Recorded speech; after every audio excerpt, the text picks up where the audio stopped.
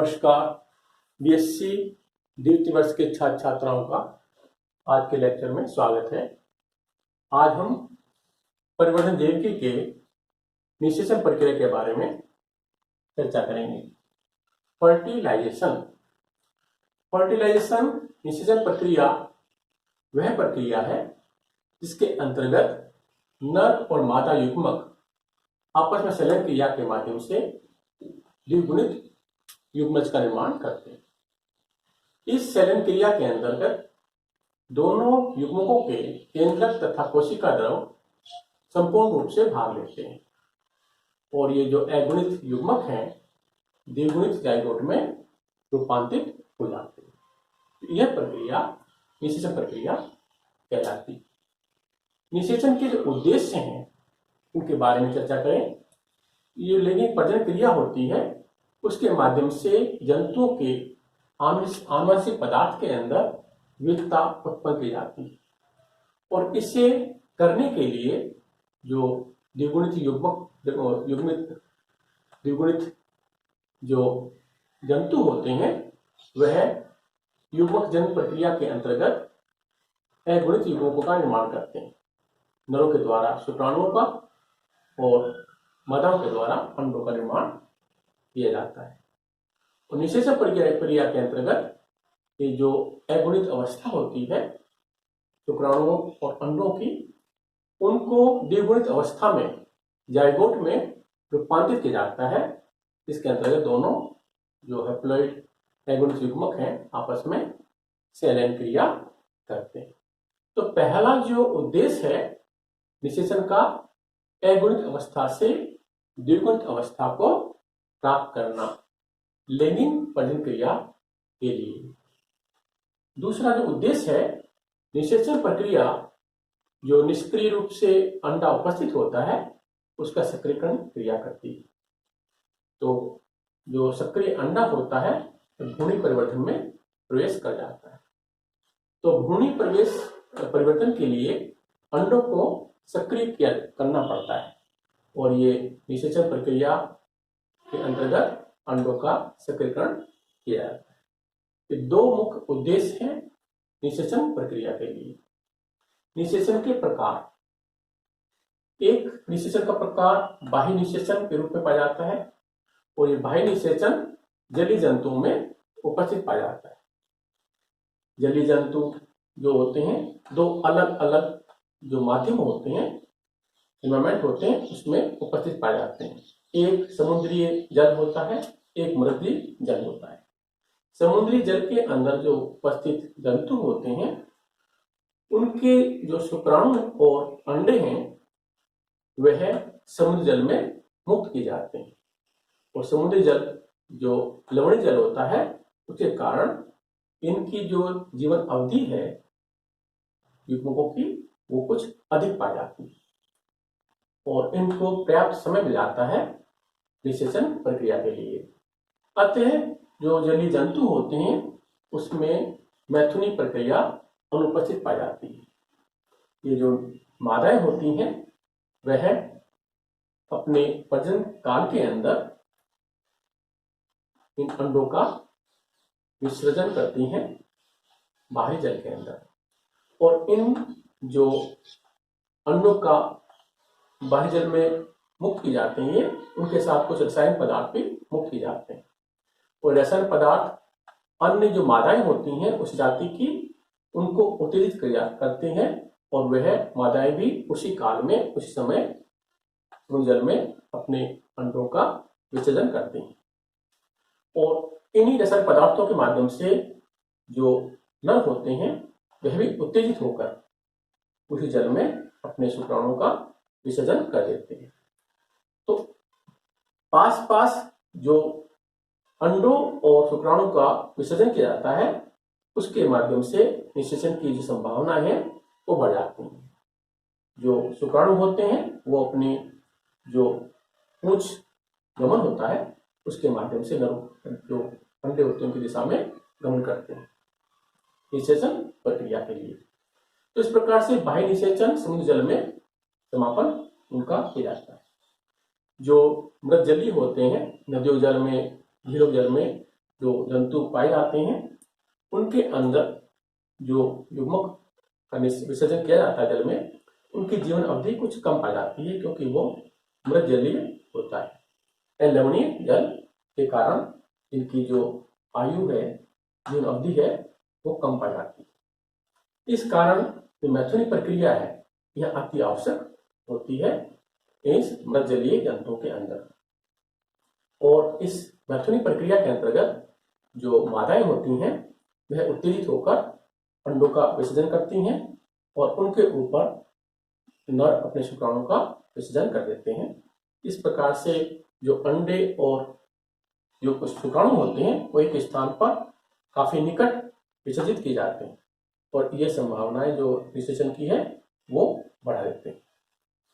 ये जो नर होते हैं कुछ जंतुओं में मैथुनी अंगों सहित पाए जाते हैं, कुछ जंतुओं में बिना मैथुनी अंग भी ये उपस्थित पाए जाते हैं। बिना मैथुनी अंगों के भी ये मैथुनी प्रक्रिया यहाँ पाई जाती है, जैसे कि मेंढक के अंदर होता है। आंतरिक निषेचन प्रक्रिया ये उन जंतुओं पाई जाती है जो स्थलीय प्रकार से पाए जाते हैं। स्थलों के अंदर जो आवास करते हैं वह जंतु आंतरिक निषेचन के द्वारा निषेचन प्रक्रिया करते हैं। इनके अंदर जो मादाएं होती हैं वह कुछ कम संख्या में अंडों का उत्पादन करती हैं इन मादाओं की तुलना में, और जो नर होते हैं वह मैथुनी अंगों सहित पाए जाते हैं। मैथुनी अंगों की सहायता से ये जो नर होते हैं मादा जननपथ के अंदर अपने शुक्राणु का विसर्जन करते हैं और इस आंतरिक निषेचन के कारण जो निषेचन संभावनाएं होती हैं काफी अधिक बढ़ जाती हैं स्थलीय जंतुओं के अंदर। इस प्रकार से विभिन्न प्रकार की निषेचन प्रक्रियाएं पाई जाती हैं जलीय जंतुओं में तथा स्थलीय जंतुओं में। निषेचन की जो क्रिया विधि है उसको हम विभिन्न चरणों में विभाजित कर सकते हैं। तो प्रथम चरण है approach of sperm to ovum, शुक्राणुओं का अंडों की दिशा में गमन। ये जो एक ही जाति के शुक्राणु अपनी जाति के अंडों की तरफ गमन करते हैं वह कुछ रसायनुचलन पदार्थों के माध्यम से उनको दिशा प्राप्त होती है। ये जो समुद्री जल होता है उसमें जो मादाएं अंडों का विसर्जन करती हैं उनके साथ कुछ रसायनुचलन पदार्थों का भी ये सिक्रेशन करती हैं, श्रावण करती हैं। और ये जो रासायनिक पदार्थ होते हैं ये अंडों को, ये मतलब शुक्राणुओं को अंडों की दिशा में गमन के लिए निर्देश प्रदान करते हैं और इस प्रकार से एक ही जाति का शुक्राणु अपनी जाति के अंडों की तरफ गमन कर पाता है। दूसरा जो ये शुक्राणु होते हैं काफी छोटी आकृतिक साइज के होते हैं, आकार के होते हैं और गतिशील प्रकार के पाए जाते हैं, जबकि जो अंडे होते हैं बड़े आकार के होते हैं और एक स्थान पर रहते हैं, ये इनमोटाइल पाए जाते हैं। तो ये जो शुक्राणु हैं आसानी से अपने बड़े लक्ष्य की ओर गमन कर पाते हैं। जो ये समुद्री जल होता है उसमें शुक्राणुओं को अंडे के ऊपर ही मुक्त किया जाता है, जिससे उनको अलग काफी दूर तक गमन नहीं करना पड़ता है। आंतरिक निषेचन प्रक्रिया के अंतर्गत जो नरों के मैथुनी अंग होते हैं वह शुक्राणुओं को मादा जननी पथ के अंदर काफी गहराई तक पहुंचा देते हैं और वहां से ये जो शुक्राणु है अपने जो गमन के माध्यम से, गतिशीलता के माध्यम से अंडों की दिशा में गमन करते हैं। ये जो मादाओं के जनन पथ में उपस्थित विभिन्न तरंगे होती हैं, द्रव्य तरंगे होती हैं, वह भी अंडों को, शुक्राणु को अंडों की दिशा में पहुंचने के लिए सहायता प्रदान करती हैं। तो मादाएं चरम सुख प्राप्त करती हैं मैथुनी प्रक्रिया के अंतर्गत। उनके अंतर्गत ये जो जनन पथ में प्राकुंचन लहरें उत्पन्न होती हैं और ये प्राकुंचन लहरें भी शुक्राणु को अंडे तक पहुंचने में सहायता प्रदान करती हैं। इस प्रकार से जो पहला चरण है approach of sperm to ovum, इसका समापन हो जाता है। दूसरा चरण जो है कैपिसिटेशन एंड कॉन्टैक्ट, शुक्राणुओं का अंडों सतह पर संपर्क करना तथा योगता जनन उत्पन्न करना। जैसे ही शुक्राणु अंडों की सतह पर पहुंचता है, अंडे के समीप पहुंचता है, वह उसकी सतह से संपर्क स्थापित कर लेता है और एक ही जाति के शुक्राणु अपनी जाति के अंडों की बाह्य सतह से संपर्क कर पाते हैं। उनके बीच में जो ताले चाबी का संबंध है वो पाया जाता है। और इस प्रक्रिया के लिए जो अंडे और शुक्राणु की बाह्य सतह है उस पर विशिष्ट प्रकार के रसायन पदार्थ पाए जाते हैं। जो अंडे होते हैं उसकी बाह्य सतह पर एक फर्टिलाइजिंग अणु पाए जाते हैं और फर्टिलाइजिंग अणु जो होते हैं उनकी दो स्तर पाए जाते हैं। फर्टिलाइजिंग अणु के एक बाहरी स्थल जो इनकी अंजलियां होती हैं उसका बाहरी स्थल, इस पर मेटोफिलिक साइट के रूप में जाता है। ये शुक्राणु ग्रही स्थल है उसके रूप में जाता है जहां शुक्राणु आकर संबंध स्थापित करते हैं, संपर्क स्थापित करते हैं। और इसका जो अंदर का क्षेत्र है, जो अंडे की कोशिका वाला क्षेत्र है, वह ओफिलिक क्षेत्र कहलाता है। ओफिलिक क्षेत्र के जो एक पथ होता है जिसके रास्ते ये जो शुक्राणु है अंदर अंडे में प्रवेश करता है। तो इस प्रकार से ये जो फर्टिलाइजिंग अणु है वो अंडों के लिए ग्राही पदार्थ के रूप में कार्य करते हैं। इसी प्रकार से शुक्राणु की बाह्य सतह पर भी कुछ रासायनिक पदार्थ पाए जाते हैं, उन्हें एंटी फर्टिलाइजिंग अणु कहते हैं। एंटी फर्टिलाइजिंग अणु अपने फर्टिलाइजिंग अणु के साथ ही संबंध स्थापित करते हैं। इस प्रकार से एक ही जाति के शुक्राणु अपनी जाति के अंडों के साथ संपर्क कर पाते हैं। तो जैसे ही ये शुक्राणु अंडे की सतह से संपर्क स्थापित करते हैं, ये कॉन्टैक्ट वाला जो चरण है वो संपूर्ण हो जाता है।